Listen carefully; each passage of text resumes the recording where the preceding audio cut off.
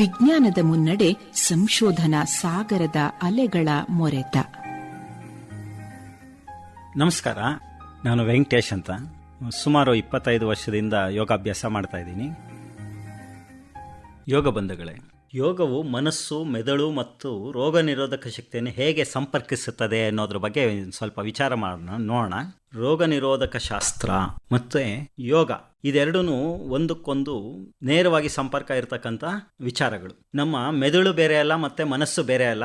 ನಾವು ಒಟ್ಟಾರೆಯಾಗಿ ನಮ್ಮ ದೇಹ ಅಂತ ತಗೊಂಡಾಗ ಮನಸ್ಸು ಮತ್ತು ದೇಹ ಎರಡೂ ಒಟ್ಟಿಗೇನೆ ನಾವು ನೋಡಬೇಕಾಗತ್ತೆ. ಹಾಗಾಗಿ ನಮ್ಮ ಮೆದುಳಿನಲ್ಲಿ ಸುಮಾರು 10,000 ಕೋಟಿಯಷ್ಟು ನರತಂತುಗಳು ಒಂದಕ್ಕೊಂದು ಸಂಪರ್ಕದಲ್ಲಿದ್ದಾವೆ. ಅದರಲ್ಲಿ ಮುಖ್ಯವಾಗಿ 60,000 ನರತಂತುಗಳು ಒಂದಕ್ಕೊಂದು ಸಂಪರ್ಕದಲ್ಲಿರುತ್ತೆ. ಹಾಗಾಗಿ ಯಾವುದೇ ಥರದ ಒತ್ತಡವನ್ನು ನಾವು ತೊಗೊಂಡಿರ್ತಾ ಇದ್ದೀವಿ ಅಂದರೆ 60,000 ಬೇರೆ ಬೇರೆ ನರತಂತುಗಳು ಒಳಗಡೆ ಸಂಪರ್ಕಕ್ಕೆ ಬಂದು ಆ ಒತ್ತಡವನ್ನು ಹೆಚ್ಚು ಮಾಡಬಹುದು. ಇದನ್ನು ಕಮ್ಮಿ ಮಾಡೋದಕ್ಕೆ ಯೋಗಾಭ್ಯಾಸ ತುಂಬ ಸಹಾಯ ಮಾಡುತ್ತೆ. ನಾವು ಇದಕ್ಕೆ ಮುಂಚೆನೆ ಮಾತಾಡಿರೋ ಹಾಗೆ ಮೆದುಳಿನಲ್ಲಿರ್ತಕ್ಕಂಥ ಹ್ಯಾಪಿ ಹಾರ್ಮೋನ್ಸ್ ನಮ್ಮ ಒತ್ತಡವನ್ನು ಕಮ್ಮಿ ಮಾಡೋದಕ್ಕೆ ಸಹಾಯ ಮಾಡೋದು.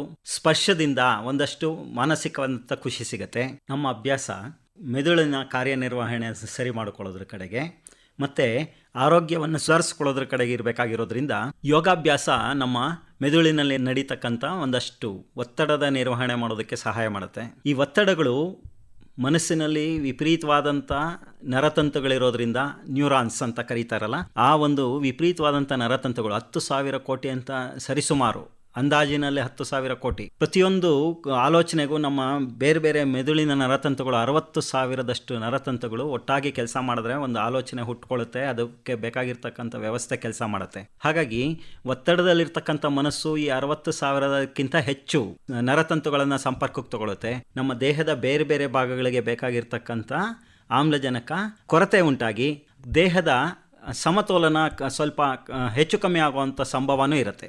ಹಾಗಾಗಿ ಮನಸ್ಸು ಶಾಂತವಾಗಿದ್ದಾಗ, ಒತ್ತಡ ರಹಿತವಾಗಿದ್ದಾಗ ಮತ್ತು ಉಸಿರಾಟದ ವ್ಯವಸ್ಥೆ ಒತ್ತಡದಲ್ಲಿದ್ದಾಗ ಒಂಥರ ಇರುತ್ತೆ, ಒತ್ತಡ ಇಲ್ಲದೆ ಇದ್ದಾಗ ಒಂಥರ ಇರುತ್ತೆ. ಒತ್ತಡ ರಹಿತವಾದಂಥ ಒಂದು ಮನಸ್ಸಿನ ಸ್ಥಿತಿ ನಮ್ಮ ಉಸಿರಾಟವನ್ನು ಸರಿ ಮಾಡಿ ಆಸನಗಳ ಮತ್ತು ಬೇರೆ ಬೇರೆ ಕೆಲಸ ಕಾರ್ಯಗಳಿಗೆ ನಮ್ಮ ದೇಹದ ಸಮತೋಲನವನ್ನು ಕಾಪಾಡಿಕೊಳ್ಳೋದಕ್ಕೆ ಸಹಾಯ ಮಾಡುತ್ತೆ.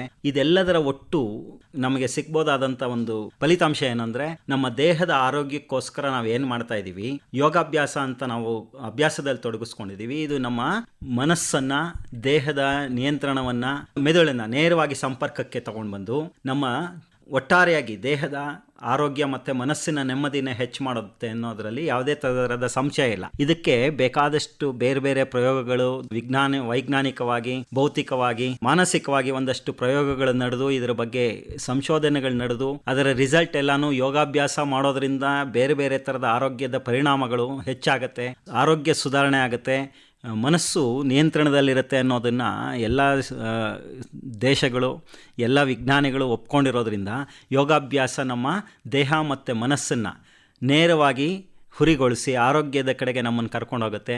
ನಿತ್ಯ ಯೋಗಾಭ್ಯಾಸಿಗಳಾಗಿರೋದು ಆರೋಗ್ಯದ ದೃಷ್ಟಿಯಿಂದ ತುಂಬ ಒಳ್ಳೆಯದು ಅಂತ ಈ ಮೂಲಕ ಹೇಳೋದಕ್ಕೆ ನನಗೆ ಸಂತೋಷವಾಗುತ್ತೆ. ಹಾಗಾಗಿ ಸಮಯಾವಕಾಶ ಸಿಕ್ಕಿದಾಗೆಲ್ಲ ವಯೋಮಾನದ ಮಿತಿ ಇಲ್ದಿರ ಎಲ್ಲರೂ ಯೋಗಾಭ್ಯಾಸವನ್ನು ಮಾಡಬೇಕು ಅಂತ ಈ ಮೂಲಕ ಕೇಳ್ಕೊಳ್ತೀನಿ.